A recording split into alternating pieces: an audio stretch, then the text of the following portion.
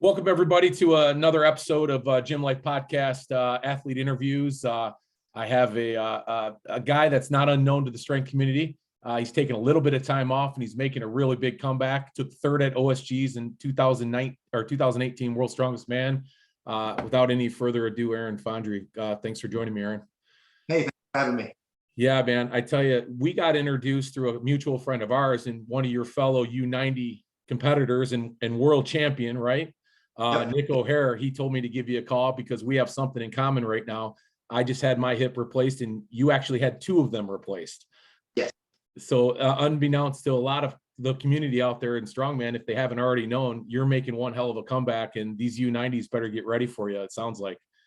I'm doing the best I can, just trying to every day be a little bit better than the day before. It's not surprising to many that, your work ethic and what you've done to this point to get to where you're at in the sport, has put you in a place now where you're making a huge comeback. And it may surprise some to say that you've got a double hip replacement done and you're still going to compete at this high level. But after talking to you on the phone the other day, you're doing some pretty amazing things right now to kind of prepare yourself for that. When Nick had called me up, he said, "Hey, Joe, you might want to call Aaron up and talk to him about your hip replacement." And I was thinking, yeah, okay, that sounds great. I said, "What's he doing?" He says he's 4 weeks with a hip replacement and he's already squatting 400 pounds. Tell me a little bit about your background, Aaron, and what madness brought you to sort of this ideology that you have as far as, your body's concerned and the type of things you're putting it through before we get kind of onto your origin story, because that's a bigger story to me right now, is you're probably making the most amazing comeback from bilateral hip replacement ever. And I told you the other day, you got to start recording this shit, man. I've always been someone that doesn't do well with downtime. So my downtime when I got my hips done was basically me rehabbing as soon as I got home. As they make you show that you can walk with a walker in the hospital before you can leave and all that good stuff. And as soon as I got home, first thing I did when I got through the door was, move my walker 10 feet away from me and seeing, if I could walk to it. And, it was a little ugly, a little slow, more of a shuffle than anything else, but, got it done.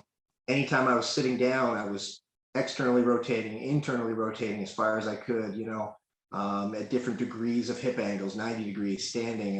And I don't do well sitting down. So I have to be doing something all the time. You said to me the other day, kind of jumping into this hip thing real quick before we get to kind of where you all started, you said some things to me the other day that were kind of enlightening. And I shouldn't say enlightening like, boy, that's something crazy, but it makes complete sense because you've got a background in sports physiology, right? Yes. And a lot of this sort of pathway that you're taking to rehab yourself is something that, you've kind of educated yourself on pretty well leading up to this moment. But you said to me the other day that was pretty profound, is that when you're dealing with a joint injury, it's really more about soft tissue than anything and keeping that blood pumping there. And you told me that you haven't really taken a day off from rehabbing that hip, where a lot of the instruction you get from major hip replacement or joint replacement, because Western medicine dictates this, that we're all the same, whether we're 30 or 80, that we all should just be sitting still trying to heal without moving. That's not the approach. No, not at all. I mean, if your grandmother gets her hip replaced tomorrow and your 16-year-old brother gets it replaced tomorrow, they both go through the same rehab, the same physical therapy, and it doesn't make any sense. Don't get me wrong. There are some extremely smart physical therapists out there, and it's not their fault that it's like this. They're kind of stuck to mandating, XYZ in this order, and that's how you do it.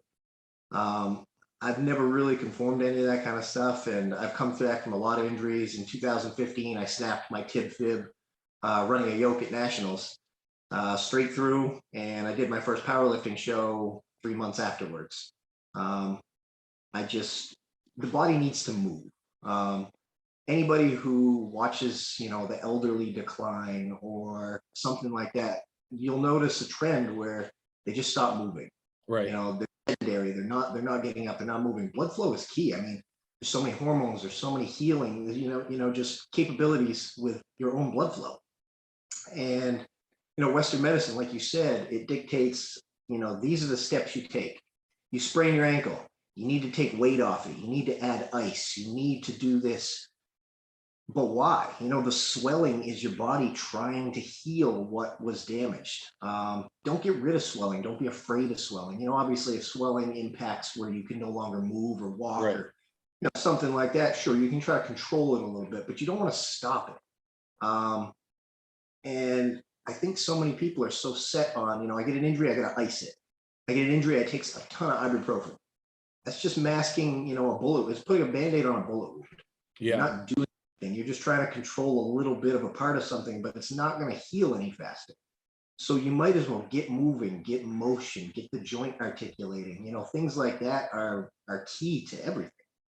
Yeah, and within reason, because when you and I talked about it too, I'd mentioned, you would ask me, well, what was my biggest fear about moving? And it was like re-injuring, right? Because that's in our head. Well, I'm going to re-injure it if I move. So I want to give it as much time as possible before I start putting it under any type of stress. But your theory, or not your theory, but the proof that you've put together to kind of resolve this injury and get it back to normal is really quite the opposite, because how we perceive joints to operate, how we perceive things to function, it sometimes is more made up in our minds than it is in all actuality from the physiological standpoint and how it works. And what I mean by that, an example is, I was worried about popping my hip out of joint squatting. And you told me, well, why would I worry about that when the joint itself has nothing to do with the squat movement? Can you elaborate on that a little bit? So I think the big misconception is, when they, you got your hip joint or your shoulder joint or some kind of articulating joint like that. It's a ball sitting in a socket. The ball and socket are not what's really holding everything together. It's the musculature around that. So when they do an anterior approach to a hip replacement, they don't cut through any muscles. They don't cut through any tendons. They don't cut through any ligaments. They make soft tissue incision. They separate everything. I don't know if you've watched the surgery, but I mean, I watched the whole thing on YouTube afterwards, where they hooks in and they just move everything out of the way. So you're creating, damage to the soft tissues, damage to the muscles, but you're not cutting anything. Nothing needs to be repaired per se. So when they dislocate the hip, they cut off the head of the femur, they put everything back in there, the muscles are still intact and they're still doing the job that they need to do. Yes, you're going to have some inhibition. Your body will shut things down on purpose to try to, protect you. I'm sure you felt as soon as you got it done, trying to bend over or grab anything off the floor was next to impossible. Yeah. But that wasn't the joint limiting that. That was soft tissue damage. That was inflammation. That was inhibitions. That was, a mixture of all of that, where you just got to keep moving and moving and moving. Your body will realize and start letting those inhibitions go once they realize that, hey, we're not going to fall apart when he bends, past 90 degrees, or just learning how to load the joint properly. If you're hip hinging really hard, you're driving the femoral head deep into the socket. You're pushing it to the back posteriorly, where, if you squat straight down, the way the femur head is articulating and turning in the socket, it's meant to turn. That's why you get a little external rotation as you start to squat. Right. It's moving that head in that joint into a proper position. And once your body kind of figures out that, hey, it's okay, your brain will start sending signals like, all right, we can get a little deeper. We can allow this to go a little bit. And the more blood flow, the more you can just get through that area. It's just cycling blood. It's carrying all that damaged tissue. It's bringing brand new oxygenated blood to the tissue that needs, all the lymphocytes, everything in there that's going to help you heal. It basically is a fast track to get you moving faster. And the key to life is movement on any animal on this planet. And why I find this interesting in this conversation, because it really applies to, well, everything we're talking about when we're healing as athletes, particularly in strongman. We see injury is a very commonplace in our sport. It has been for a long time. I think more recently, though, there are guys like you out there, and there's other guys with a ton of knowledge that are lending to this sort of new ideology that, we can treat these injuries different and legitimately come back and perform. And you're a perfect example of that. How did this all start for you? When you got into, let's go back to Aaron in high school. Where did your path down the strength sports start, and where did it lead to your education, or what came first? I've always been an athlete ever since I was, second, third grade. I was a 3-sport athlete all the way through high school. I always enjoyed the camaraderie, the competition. I don't ever really feel, fulfilled in life unless I'm competing in something. And I know that sounds silly because it's a hobby for a lot of us. We're not making a living doing this, but it's how I identify myself and how I always have. I like to compete against people.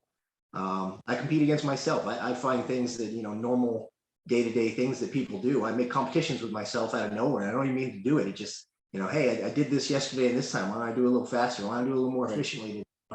Little things like that. Went to college, got my degree in exercise science. I was into strength sports, but nothing crazy. And once I left, I got in, I was a wrestler my whole life. So I got into jiu-jitsu, which led into MMA. I turned pro in MMA, and had a good run with that, but that's a short-lived career and everyone knows that. Yeah. So I ended up opening a gym.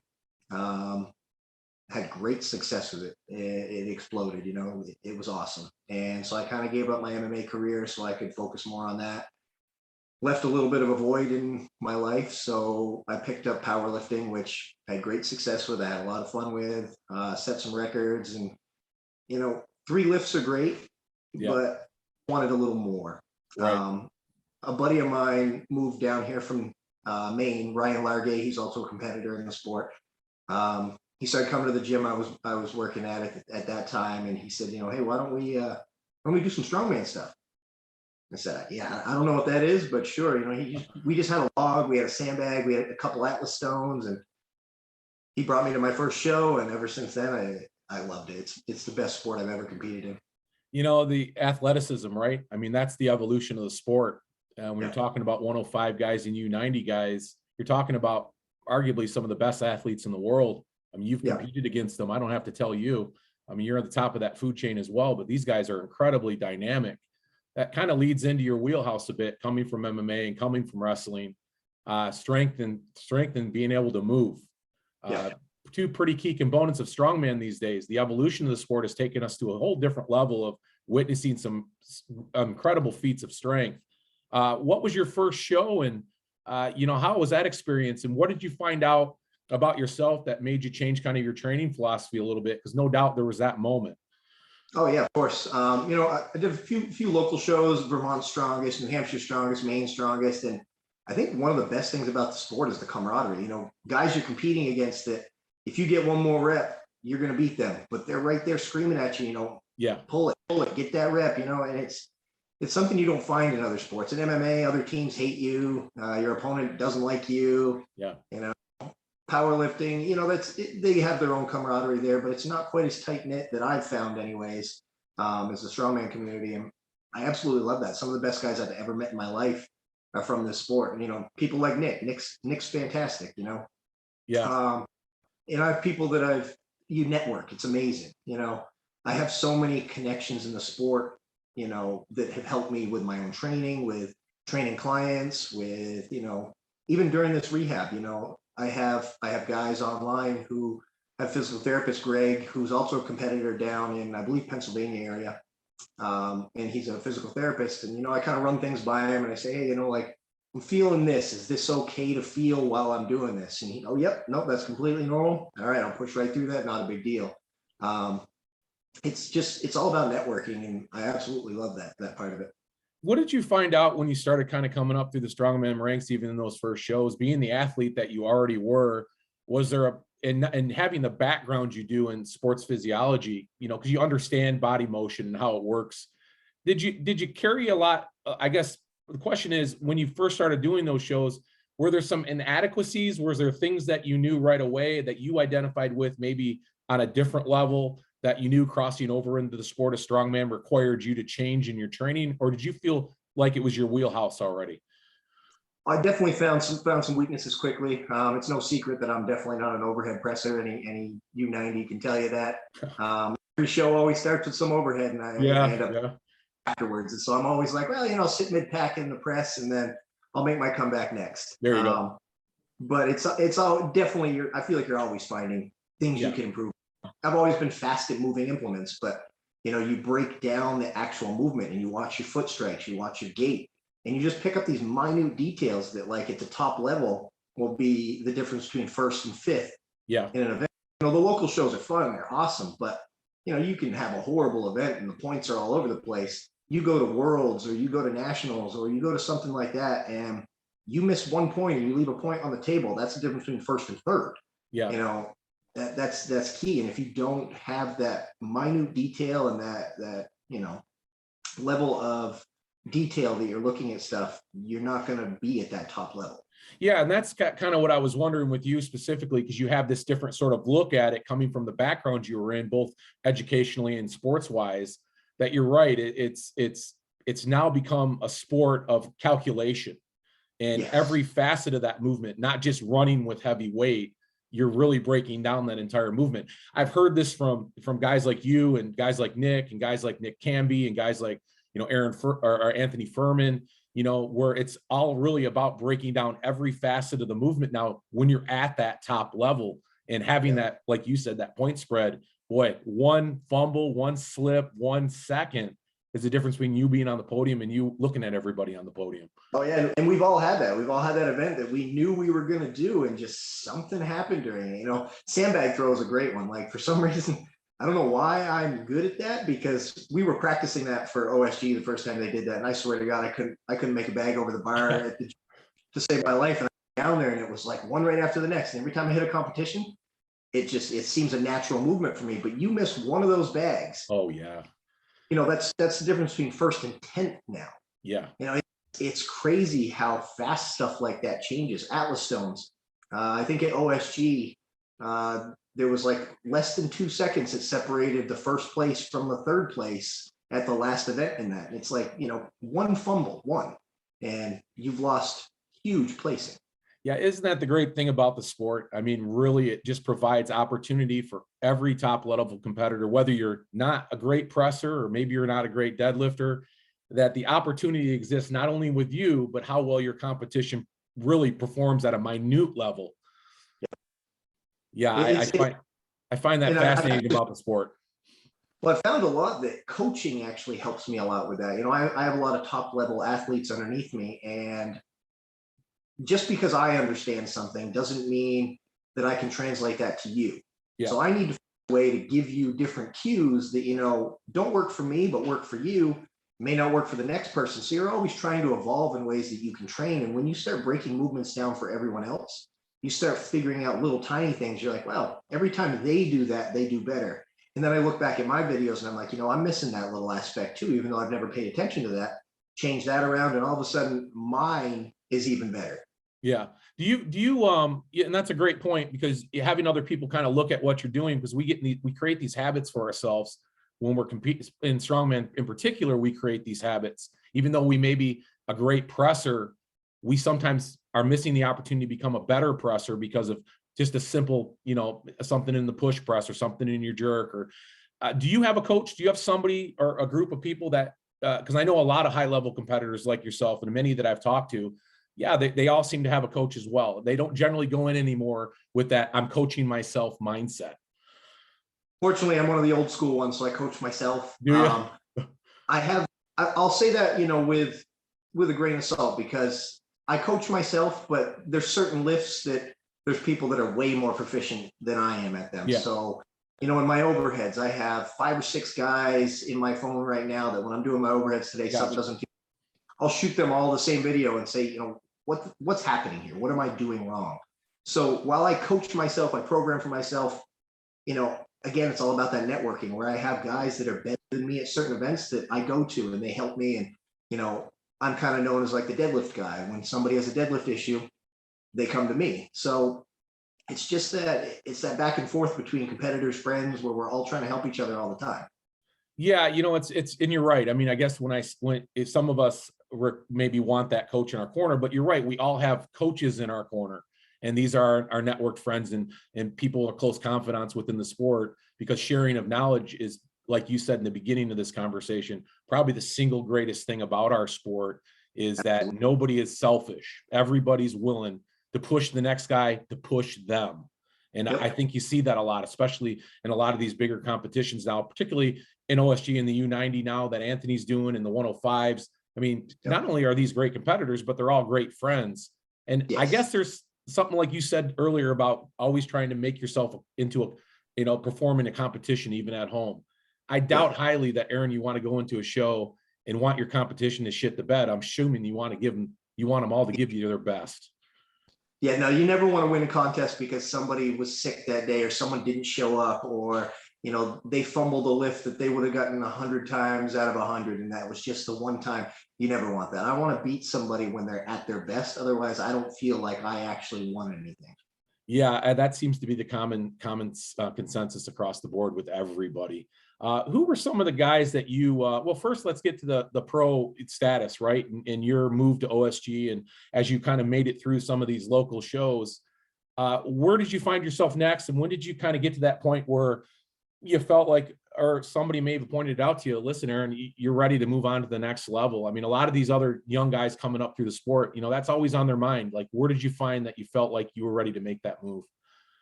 I was hitting every local show I could with, you know, we live in Vermont, so it's kind of a secluded state up here. So I was traveling New York, Pennsylvania, Massachusetts, New Hampshire, Maine, but they were all fairly small shows. I mean, you know, maybe a couple mid-level shows, nothing big. And I decided one year that I was like, you know what, I'm going to go to NAS Nationals. And that's what I did. I just booked a trip and I said, you know, I'd be happy placing top 10. This would be so much fun. I got down there, did really well. I ended up second place in my first nationals. And that's where I felt like, you know, I might actually be able to do something with this. You know, when you get to see some of the best guys in the country and you've never gone against them and you stack up well against them on your first try, I was like, I feel like this is something that I can take now and I can go further with this. And I met a lot of really good people in my first nationals. I know you kind of touched on the subject, you know, who I might have looked up to. And I always had, like, you know, Chase Carnes was way back in the day where he was a dominant U90. He was a guy that, you know, wrote for Elite FTS, and he had a bunch of, you know, YouTube videos. And when I went there, I remember this clear as day. I went down to breakfast really early. And he was a guy I always watched and read his articles, and I was actually competing against him. And we were the first two at breakfast before they opened, and we were standing outside when they opened the door. And we started talking. He goes, "Hey, you want to grab some breakfast together?" And I was like, wow, you know, this is great. You know, I've read this guy's articles for years, and, you know, you sit down across these people and you realize they're people and they're nice, they're fun, like they enjoy helping people. And that's where you really learn to love this sport. Yeah. When you found, so your first show after nationals, you did if I'm not mistaken, you did some overseas traveling as well, right? And was that the Strongman's Champions League? Yes, SCO. And I found that, you know, anywhere you go, even the international competitors are all pretty cool. I mean, every show is going to have that one guy that's kind of a dick. For the most part, even international competitors are a ton of fun to hang out with, and you get to learn their culture. You get to learn, you know, a lot of stuff about the way other people train that aren't just your normal group of people. Yeah. And I think that's pick up a lot of big tips. You know, you talk to somebody who's an awesome presser, an awesome deadlifter overseas, and, you know, they do something completely different, a completely different method, whether it's, you know, they love the French contrast method, or, you know, the way that they program is just completely different. Their volume is different. You know, they focus on frequency over volume, or, you know, they never hit intensity above 90% until they peak, or just random things here and there. And you're like, it makes you think, and you're like, wow, you know, there's not one way to do this. Yeah, especially the guy with your background and knowing the programming aspect of it. It's like you're there's just a wealth of knowledge. It's like reading the next novel or reading the next book. You know, it's just constantly adding on to that arsenal of thoughts that you have kind of programming yourself. Because as good as you are, and as good as a lot of the great strongman athletes out there that are in the top 1%, there's those brick walls you hit, I'm sure, that are just frustrating as all hell.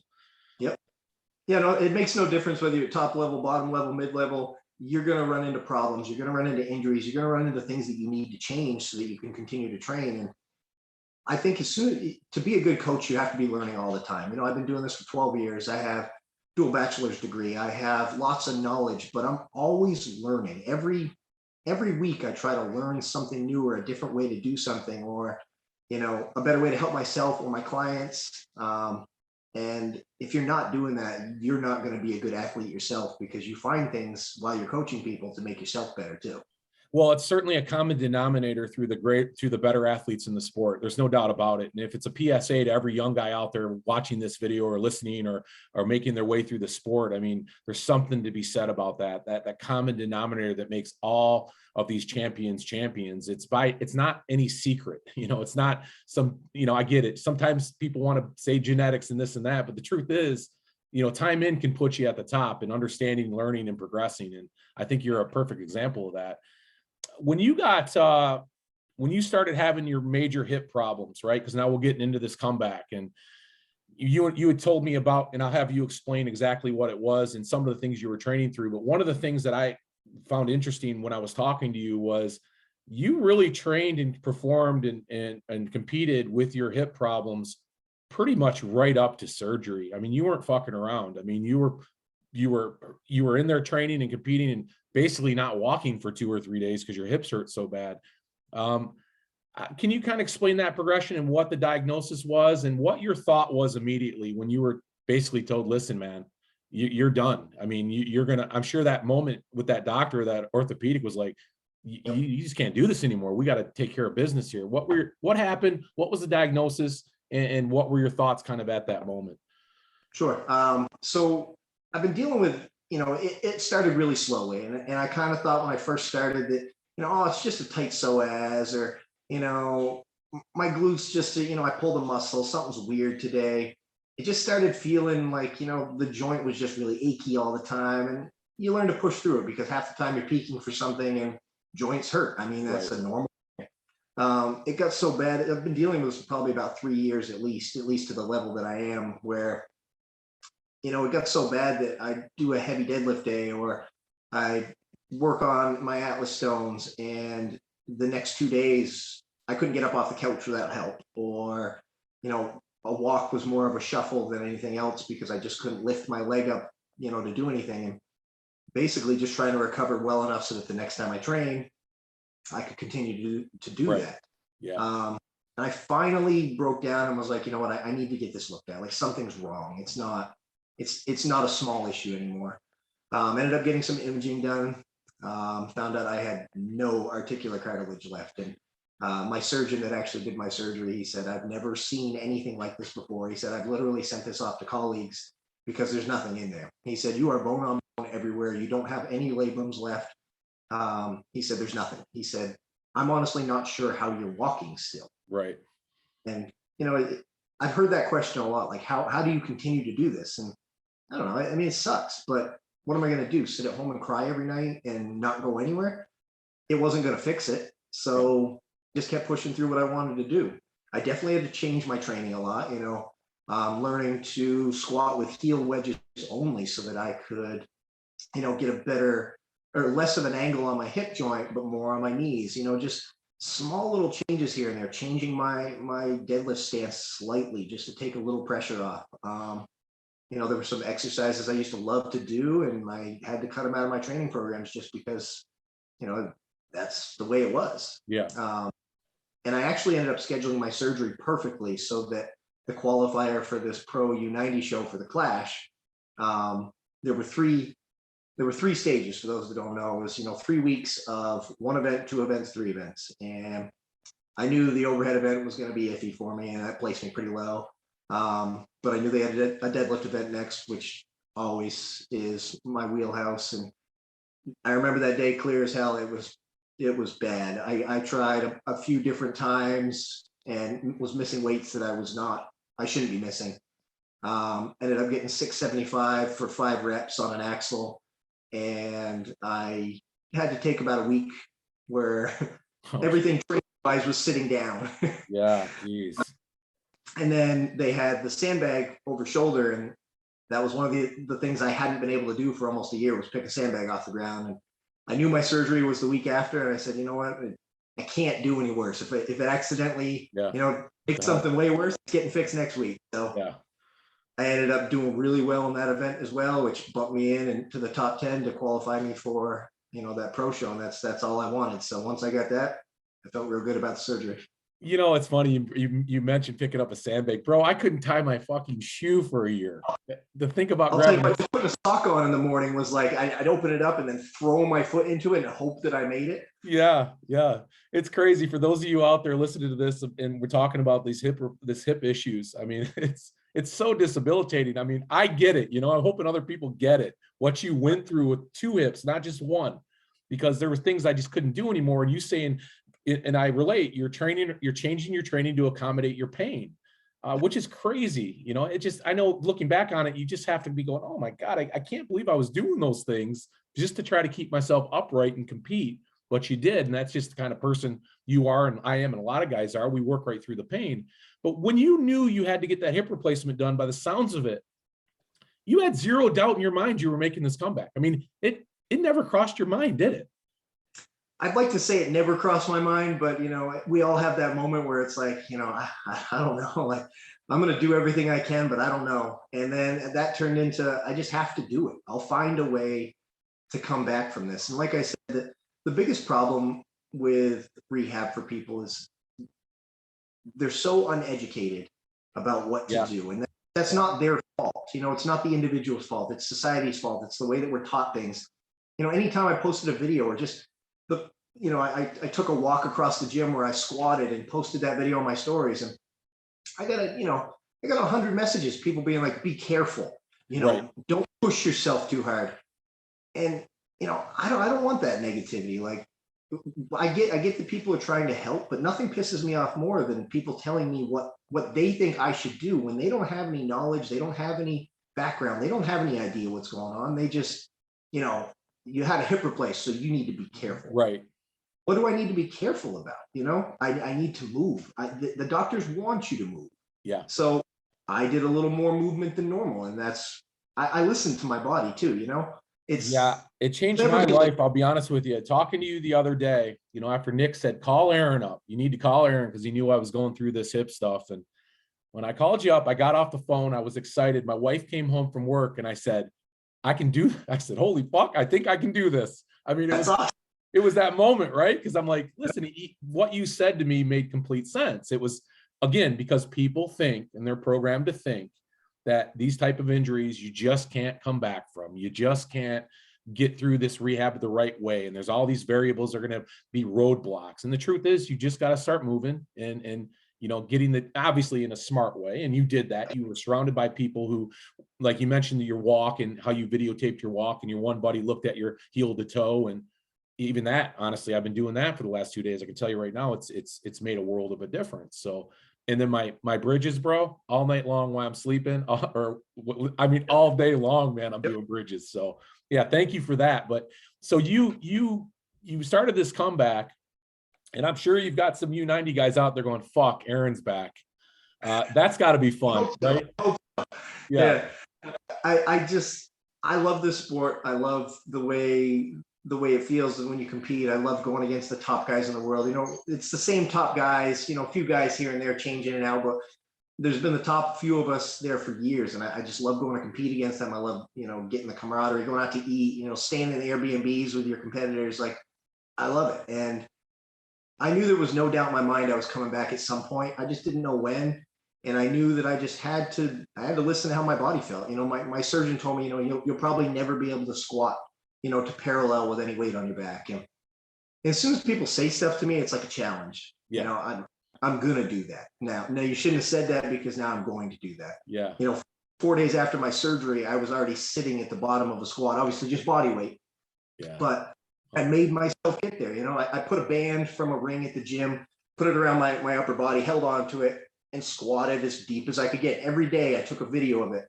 And I have, a set point behind me where I was like, okay, the camera's at this height. I made it to that notch on the wall. Perfect.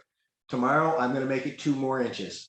By the end of tomorrow, I feel like I got a few more inches once I warm up. So after I work out, I'm going to do it again. And that was what my day was. In between clients, I have about 10 minutes, and I was squatting. I was working on internal, external, adduction, abduction, isometric, tons of isometrics. I'm a huge believer in isometrics, and that comes, from actual training and rehab. Yeah. Now, if you can't do something, you can still squeeze that muscle. while I'm sitting there with a client, counting the reps, helping change their form, I'm squeezing my glutes as hard as I can. Or I have this block that I carry with me. It's basically a yoga block, putting it between my legs and working my adductors as hard as I can. And I mean, I want to break that block. Yeah. And each day I would go a little longer, where, I was accumulating over an hour a day, over the course of the day. And Right. it's easy to do. It doesn't take any time. I was sitting there doing nothing anyways, so I might as well do something. Well, again, one thing you said to me that was pretty profound, and I was finding myself like hitting those thresholds of discomfort. And we're always kind of programmed to think that when our body says it's discomfort, and I get it from training, we go work past that. But we tend to forget about that with injuries. Because you and I discussed this a couple of days ago. I would get down to that squat and I'd start squatting into it, hit that discomfort, and go, okay, well, I guess that's enough for the day. Because an injury I was treating different than a program, right? And in all actuality, you told me, well, don't treat it like that. Go past that point. Yep. And don't stop just because your body's telling you to, because an injury should be treated no differently. I found a lot of truth in that, especially in the last couple of days, as I'm watching this progression in 2 days get further than I got in the first 8 weeks, which is crazy. It's amazing what your body will do. Like the inhibitions from your brain to your muscles to try to protect your body are there. They're there for and they're a good thing to have, but you also need to know when to test those limits and just push them a little bit. And when your body starts to realize like, hey, I can actually get lower than this. And once you spend a little time down there, like getting into my deepest squat was uncomfortable as hell the first time I did it. I just sat there. There was nothing major about it. I put some heel wedges underneath me and I sat there and kind of let myself move around in that spot, feel everything. Like I want to feel everything. I want to know, oh, well, when I move to the right a little bit, I get this weird twinge. So I need to be careful of that little spot, but the rest of it's fine. Kind of like the first to go deadlift. I used a trap bar because a little bit higher pick. Yep. It wasn't a pull. It was a straighter pull line on my center of mass. So I figured that would be better. And from the very bottom, I get this weird little sharp pain every time I pulled from the bottom. So I said, all right, well, that's fine. I'll raise this up 3 more inches. I can load more weight now because now I'm in that mid range. There's no end range, where I'm loading that joint. So I got to go even heavier, and I stayed out of that pain zone, but I stayed in that discomfort zone. Gotcha. Okay. Yeah. To be clear, then there are those pain points, that yes. Sharp pain. Okay. This is, you stop here. How has it been since? Have you been able to work back into that position, or has that resolved a little bit for you? Yeah, most definitely. I honestly have no pain anymore anywhere. There's certain movements where if I'm not paying attention, I went to get out of my truck the other day and we got a bunch of ice and just, my foot slipped out like 6 inches. It wasn't even anything major, but just that quick. And it was like, oh, that hurt. Like that was pain. Yeah. But, it's a matter of just bracing properly, staying in the ranges that I like discomfort. I like to make things uncomfortable on purpose, and as long as you're not in pain, push through it. Yeah. What about statically you're coming back, statically you're making these gains in your squat and your deadlift in particular that you and I discussed that are 2 big components of the sport, of course. What about your mobility? That would be I guess the final sort of, the icing on the cake, if you will, to be able to compete with your mobility. What are you doing for that? And there's one thing, and maybe you can help me with this because I can't remember the exact name of it. When you take a hip replacement, they don't want you to cross your legs over or to externally rotate. Are you working with that? Are you worried about that in your mobility? And what are you doing right now in your mobility? So like we talked about before, knowing how the joint works is key. So like anybody that gets this done should take an hour and understand all the muscles of this surround your hip, your glutes. You got your glute med, your glute max, your glute min. You got your TFL, you got your piriformis, you got your hip flexors, you got your quads, you got your rec fem, which acts as a quad and a hip flexor, knee extender and a hip flexor. So you got to understand how all of these muscles work synergistically together. I mean, everybody knows how your glutes work. Everybody knows how your extends. Like we understand that, but you got to delve a little bit deeper and understand that, like, something as simple as your rec fem, which is a quad, a muscle in the quad, right? It extends the knee. but it also flexes the hip joint. So when you're squatting, getting down to a squat position, you're lengthening it on one end and shortening it on the other end. So the length tension never really changes. It's always the same length. And Right. that's what people don't understand. So that kind of ties into a little bit more of a broad look at how the body works, but you got to understand how the joint angles work too. So if you're standing fully and you go into external rotation, that's a lot of glute med making that work, right? But when you sit down and you do, some abduction, an abduction on the leg, that is more piriformis. I mean, obviously you're using your glute med, but that's more piriformis. So you got to train both of those ranges at that joint angle. Otherwise, you're not really maximizing everything down there. Gotcha. So Gotcha. learning to do, like you said, mobility was key. Internal, external rotation were my two big ones that I started with right away. That, the night of surgery, I was sitting there in my chair, making sure that, my legs were extended and I was externally rotating to my active end range. And then I would hold an isometric as hard as I could. And I'd go to the other leg to give that leg a break. And I'd come back. And I'd do, 4 or 5 sets of each one. Then I'd work on my internal rotation, same thing. And you have active and passive as well. So you can also force yourself into that position where your body's relaxed, where you're actually manipulating the joint without using your own musculature. And that's important as well. An hour on Google learning how these muscles work for anybody that's about to have a surgery like this would answer a ton of questions for people where, they can help themselves in their own rehab. Well, and not only that, I mean, we're talking about, because you and I have a commonality in this hip replacement right now. And honestly, we can both probably say we know 10 guys right now that are dealing with hip issues in the strongman community, because let's face it, what we do or what we've done had direct impact on our hips. But in large part of much of that, not only for us guys that have been in the sport for a long time, but these new guys now, this information is vital, because the things you're talking about, whether you're getting a hip replacement or some type of joint issue or not, is imperative to your training success and your performance. All these little intangibles you just talked about in rehab, people should be doing those right now and avoiding this complication in the future, right? You hit the nail on the head on that one. And that's the hard part is, we look at prehab as like the basic warm-ups everybody knows. Everybody knows how to warm a muscle group up. And, if you're in the strength world, you know how to do that. The problem is that there's these, there's musculature that no one uses. So here's shifting a little bit, but like when I broke my tib fib, I developed a bunch of shin splints. And I was like, they're shin splints, push through it. So I kept running the yoke harder and heavier, harder and heavier. And those turned into microfractures, and I had no idea. So I'm at nationals running down with a yoke on my back, 750 on my back, and all of a sudden my leg snaps in half.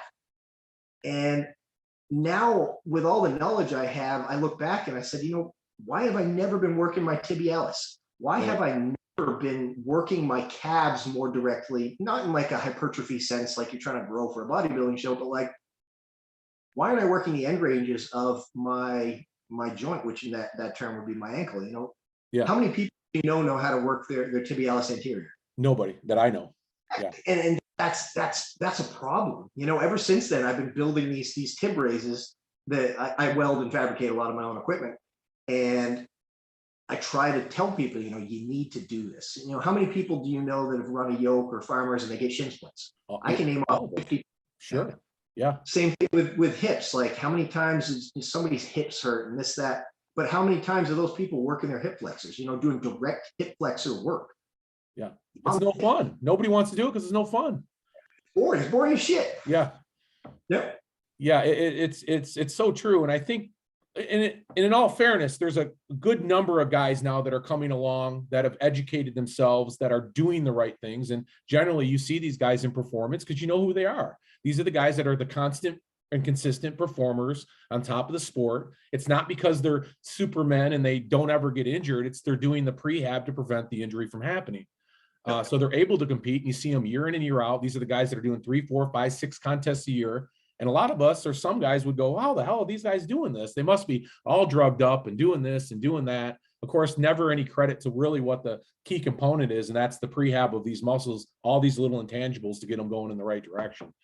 Yep. And generally the worst part is by the time you realize this, it's a little too late. I mean, it's not too late to start. It's never too late to start, but if you had known and you had been doing this to begin with, awesome. How many guys work with an axle and they end up getting, epicondylitis in their elbow, tennis elbow, golfer's elbow, and it's killer. Yeah. Something as simple as working your extensors. I have the very small, everybody knows what they are, the things that go over your fingers. Yeah. And you just extensors. I have those in my truck. Anytime I'm driving around, I just sit there because I'm not doing anything else. That solved that problem for me, where anytime I touched an axle for more than 2 weeks, I couldn't even write with a pen because it hurt so bad. Yeah. It's those tiny little things that I wish that was more out there and people understood a little bit better.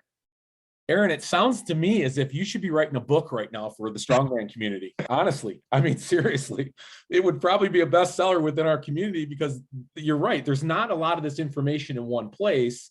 It takes somebody that's knowledge hungry like you and are familiar with the body and have been through a lot of these issues and went to school for it.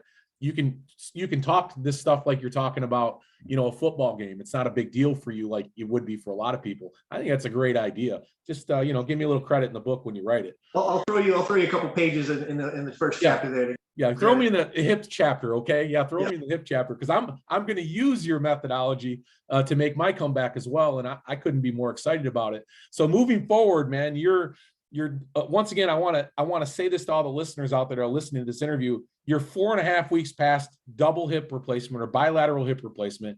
You're already under a squat bar. You're already deadlifting. You're defying the laws of Western medicine right now. There's got to be doctors out there just going, what the hell? Everything I've ever thought is not true now. I'm redefining every one of these, properties of hip replacement. You're doing that right now. There's no doubt you're going to make this comeback. So your first show is U90. Is that right? Is that what we're doing? Yep. I'm a lot further along in the progress than I thought I was going to be. So I've always really enjoyed the Beast of Bluegrass. That's one of my favorite strongman shows every year. David McCain runs an amazing show. Yeah. That's next month, and I'm going to see how it goes, but I'm kind of leaning towards I might jump in there, not with the expectation that I usually have where I'm going in to win a show, but I kind of want to see how I work against the top guys right now and just give me like a primer. It'll be kind of more test the waters a little bit, get in there, throw some weight around, Yep. kind of give yourself some limits and just see where you're at. Yeah. It's hard to really push yourself in training 100% until you're going 100% in a contest. And, hopefully I find something there that I'm like, well, this isn't working as well as it used to. So I need to address that before the big show in August, the Clash U90 event. Yeah. And that will be my first big show back. Which is in Texas, if I'm not mistaken, right? Plano, Texas. That was actually in Florida. The Texas one is the 64 girls. Oh, 64. That's right. Yeah, he's got a lot of them going on there. So listen, you've had some time in the last, I guess, year and a half since you kind of took your time off to kind of look at this strongman scene as a whole and a lot of these new developments, and particularly with Clash and what Anthony's doing. What are you seeing out there? What's the barometer for you right now? Like, what's the pulse of the community according to Aaron? I think it's great. What Anthony's doing is beyond amazing. I've known Anthony for years. I think Anthony's a great friend. He's a good person, but you really see somebody's true colors when something like this comes out. And, some people do stuff and you feel like they're doing it for the accolades. They're doing it for, to get their name out there, to build something. And I honestly believe that he's building this for us. And that makes me want to support this 200%. And I've had a lot of people that, messaged me when it first came out. What do you think about this? Do you think we should? And I said, yeah, this is fantastic. Why wouldn't you give this a chance? He's actually making it seem like he really cares about us. And I truly believe he does. And that's rare when it comes to some of the big organizations. They want to fill the seats. They want to get as many competitors as possible. They want to, those paid memberships. Look at NAS and USS. They're both great organizations. And I have no issue with either one of them. Willie is a good friend of mine. I love him. But that's a membership based, program where that's where they build their money. Anthony's trying to build this through sponsors, through, ways to help the athlete. I really enjoy it.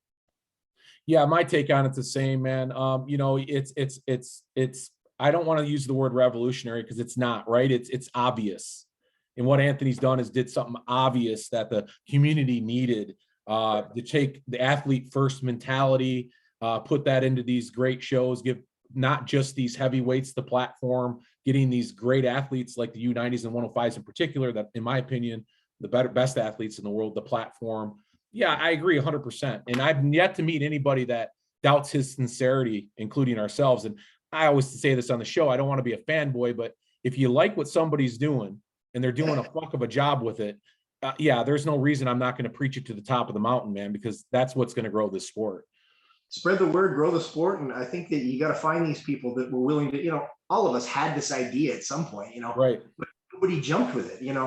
I've had this awesome idea to do what he's doing forever, but Yeah. I didn't have balls to take, the first step, or I didn't know how to. Yeah. And he took off running with this, and He really it's amazing. Are And you going down to the Clash on the Coast? Are you making it down there?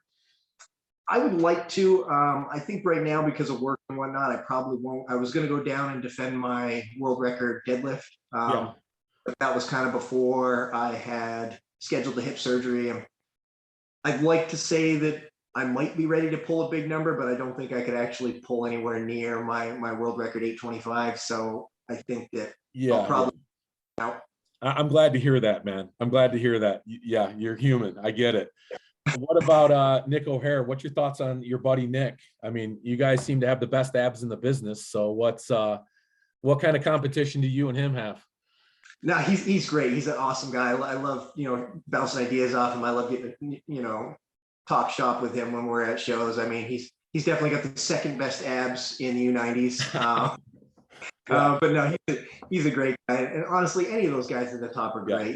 Nikolai is great. Any of the guys, Devin Reese has been a friend of mine for years. We stay together at Airbnbs together. We compete against each other, but friendship first. It's a ton of fun. But when you're on the field, you're trying to kill these people. You want to crush them. When you're done, you got to say, man, you did awesome. Like, that was amazing. Yeah, let's go share a beer now and talk about next competition, because I'm coming to get you. Yeah, the camaraderie there is special, man. We both know it. We've been a part of it for a long time. And I think you look forward to shows for two reasons, right? To compete and then to enjoy the rest of the day with the guys that you competed against. And again, I've always said it, and I'll continue to say it, that's the best thing about our sport by far, without a doubt. Well, listen, man, I spent about an hour with you this morning, and I can spend 3 hours with you, because there's a lot to talk about, and we'll get back to that, because your comeback to me is going to be something special. I can't wait to see it. Like I said earlier, there's a lot of U90s out there that probably don't want you back, and there's a fair amount of them that are ready for the competition. So thanks for joining me today, Aaron. You got anything else to say?